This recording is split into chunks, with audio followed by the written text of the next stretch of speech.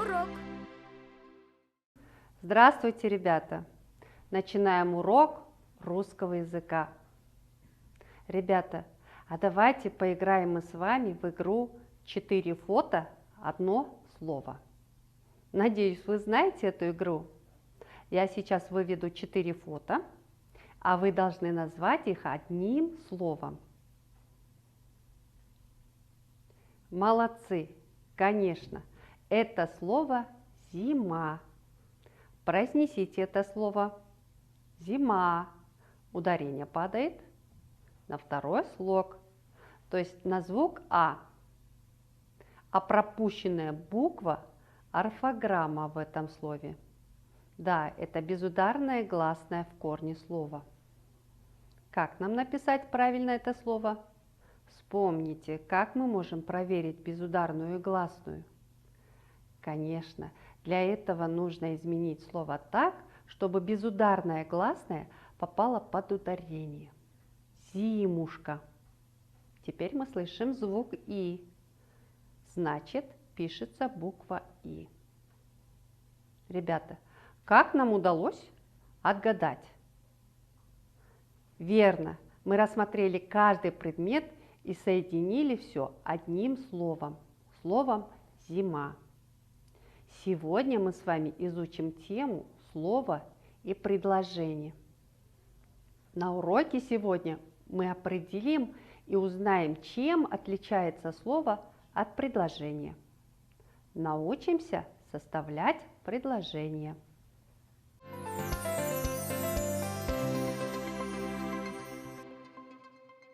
Составим план действий. Чтобы узнать, чем отличается слово от предложения, предлагаю первым шагом понять, что такое слово. Второй шаг. Мы сравним слово с предложением. И последний шаг.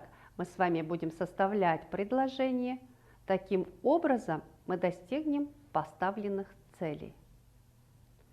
Итак, что же такое слово? На прошлых уроках мы уже говорили, что люди общаются с помощью речи. Без нее нельзя сообщить что-либо, рассказать или спросить. И мы знаем, что речь бывает устной и письменной. Выражаем мы свои мысли устно и оформляем их на письме при помощи слов. Например, все, что нас окружает, это предметы. И каждый предмет имеет свое название. Назовите эти предметы.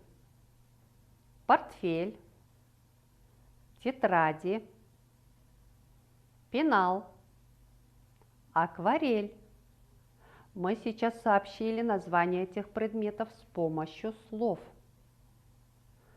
А можно назвать словами признаки, действия, количество предметов. Например, красный поет 6. Можно даже чувство назвать счастье. Послушайте стихотворение Вероники Юркиной «Разные слова бывают на белом свете». Разные слова живут на белом свете, всякие слова гуляют по планете. Ясные и смелые, добрые и злые. Лишь бы говорили, лишь бы не немые. Словом можно вылечить, а можно и обидеть. Словом можно выручить, можно ненавидеть. Есть слова любимые, нежные, приятные. Слова счастливые, всем всегда понятные. Добро и радость, мир и счастье помогут нам в любых ненастьях. Улыбки, детство, мама, дом для нас растопят лед кругом. Понравилось вам стихотворение? Действительно, словами можно и любить, и обидеть. Поэтому мы всегда должны внимательно следить за своей речью. Ведь если ты кого-то обидишь словами, эти слова назад не воротятся, а останутся в сердце человека.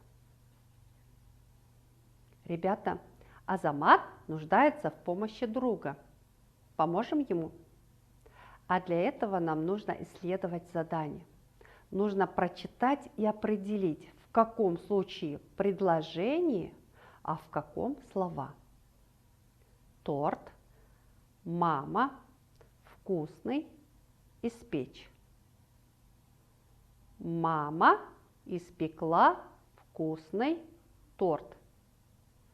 Конечно, в первом случае это группа слов, не связанные между собой по смыслу. А во втором это предложение, которое содержит законченную мысль. Азамату теперь все понятно. Вспомните, что такое предложение. Предложение – это одно или несколько слов, связанных между собой по смыслу. Ребята, к нам на урок принесли вот такой конверт. Это письмо от эскимоса. Вы знаете, что эскимосы живут на севере, в Гренландии, где не бывает лета, где очень холодно. Давайте посмотрим. Это же текст с картинками.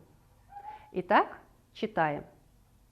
Эскимосы охотятся на хлеб, траву, фрукты. Разве такое бывает? Читаем дальше. Они ловят овощи. Этим они и кормятся. Странно. Разве можно ловить овощи? У них нет рыбы, ни волка, ни оленей. На их земле ничего не растет, кроме медведя. Какая-то неразбериха получается. В предложении слова должны дружить и давать правильный смысл. А в этом тексте слова не дружат. Давайте исправим это. Где это видно охотиться на хлеб? Давайте немножко отдохнем, потанцуем, песенку споем вместе с веселым эскимосом, а потом исправим этот текст.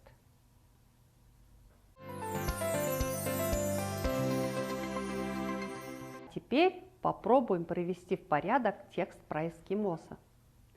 Эскимосы охотятся на кого? Да, на медведя, оленей, волков. Они ловят в море, конечно же, рыбу. Этим они кормятся. У них нет ни хлеба, ни овощей, ни фруктов. На их земле ничего не растет, кроме травы. Вот теперь нам все понятно. Видите, слова не так просто должны стоять в предложении, где попало, а всегда стоять на своем месте, чтобы в предложении был смысл. Запишите первое предложение и найдите грамматическую основу предложения. Подчеркните подлежащее и сказуемое. Итак, эскимосы охотятся на медведей, оленей и волков. О ком это предложение? Об эскимосе. Кто эскимос? Это подлежащее. Подчеркиваем одной чертой. Эскимос что делает? Да, он охотится. Правильно, это сказуемое. Подчеркиваем двумя чертами. Ребята, эскимосы очень трудолюбивый народ. Они даже дома строят себе из снега. И называется он иглу. Посмотрите, он чем-то похож на нашу юрту. Ребята, давайте на эскимоса составим синквейн.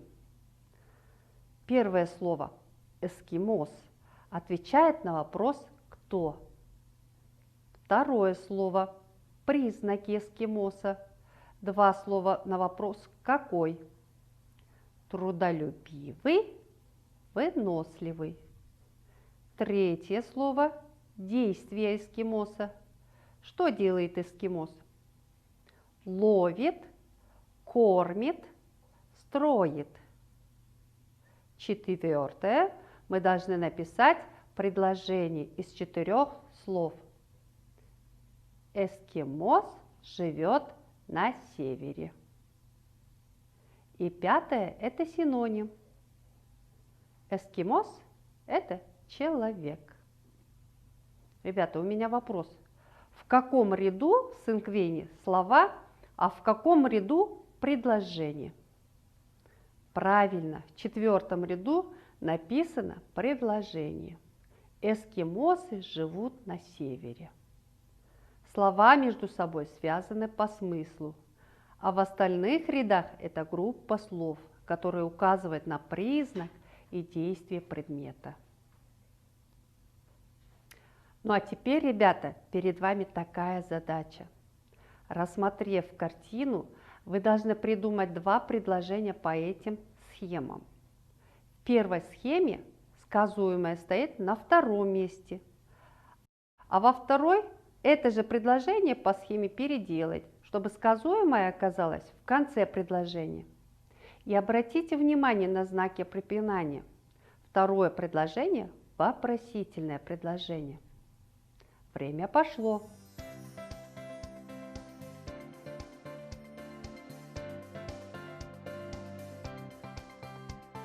Надеюсь, придумали?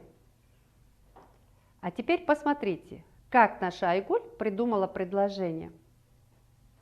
Эскимос построил новый дом. Молодец, Айгуль. В этом предложении подлежащее эскимос, сказуемое построил. А теперь второе предложение. Эскимос новый дом построил. Вопросительное предложение.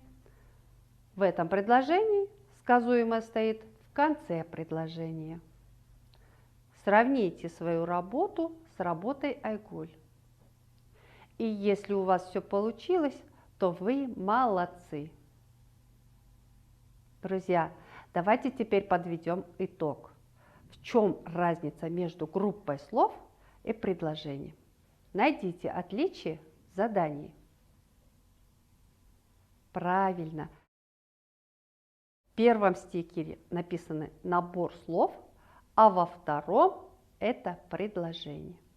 Еще в первом случае нету знаков препинания, а во втором в конце поставлена точка. В первом слова не связаны между собой, а во втором слова дружат между собой и имеют законченную мысль. А есть что-то общее между ними? Правильно, оба содержат одинаковые слова. Вы молодцы, ребята. Значит, слова нам для чего нужны? Да, чтобы сказать название предмета, признаки предмета и их действия. И с помощью слов мы выражаем чувства, общаемся друг с другом. А на этом урок наш подходит к концу. Кому сегодня на уроке было легко и интересно, покажите лайк. Ну а я прощаюсь с вами до следующего урока. До свидания и всем удачи!